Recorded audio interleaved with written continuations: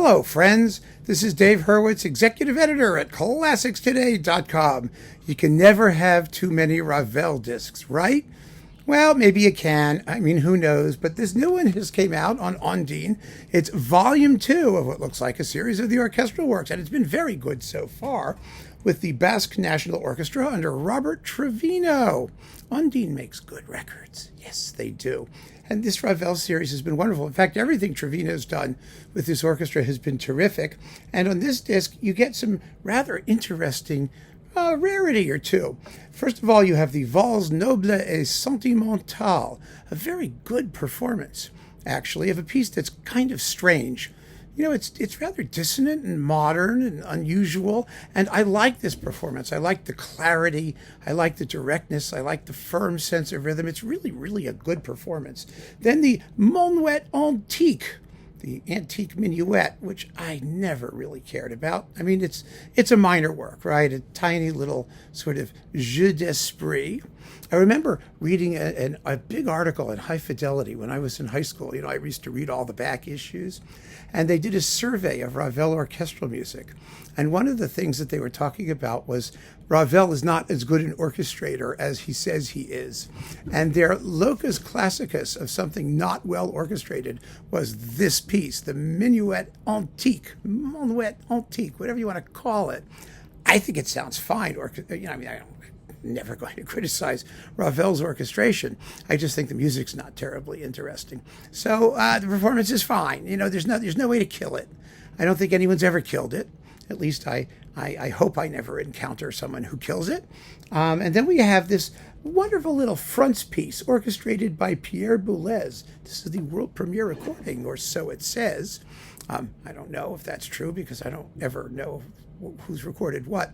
It sounds terribly modern. It's like a cacophony of clock noises, very Boulez-y, with some vibraphone and mallet stuff in there, and then a chorale kind of thing. Very strange, and it's only 2 minutes and 7 seconds long, but it's quite curious. And it's a novelty. And there's Shahrazad Overture, not the song cycle, the overture, the Overture de Fairy Overture. It's a big piece, 15 minutes long. It doesn't get played very often. It's beautiful. I mean, it's lovely and exotic and lush. And I mean, if you like fake Asian or Orientalist music, and I do, I'm a total sucker for that kind of stuff, then you're in business. So again, the performance is just lovely. And then we've got the complete Mother Goose Ballet. Now, I did a whole video on the Mother Goose Ballet, which you can look, the genius of Ravel's Mother Goose Ballet. Please go have a look at the video. It is such an amazing piece of music. What a glorious half hour of music. You know, it began life as a piece for piano, 4 hands, and like 5 movements.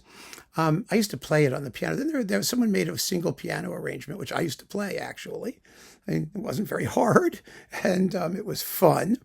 And then Ravel added interludes and a prelude and an extra dance, the very first dance, a spinning wheel sort of thing, and turned it into a full-scale 25-minute long ballet.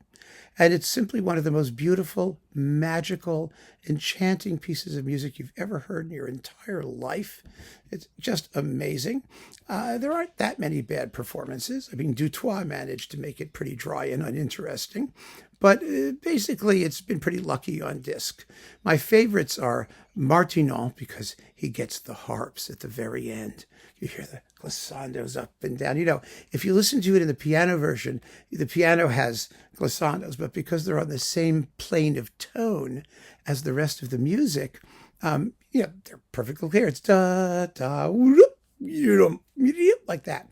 So you can hear it perfectly clearly. But in the orchestral version, the harp is going up and down, but you've got, a big loud cymbal crescendo and the glockenspiel whizzing away in the upper register and the horns and timpani and the strings. And it's, you almost never hear the harp. In fact, when Martinon did the suite on RCA, you don't hear the harp the way you hear it on his EMI complete ballet version. So that's a great one for that reason. Maybe if it was multi-mic'd for that, I don't care.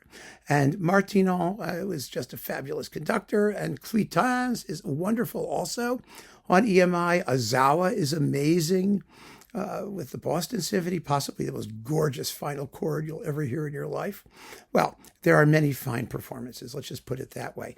This one is one of them. It's very, very good. It has the atmosphere, that magical atmosphere in the interludes that you absolutely have to have.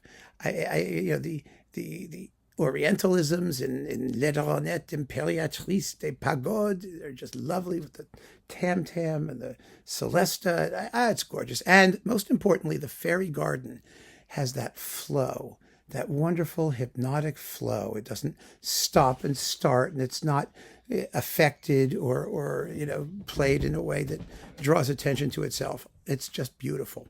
So this is a really nice Ravel disc. So give it a shot. See what you think. Anyway, again, it's the Basque National Orchestra with Robert Trevino conducting on Ondine. Very nicely recorded. Just a beautiful disc. So keep on listening, friends. Thanks for joining me. Take care.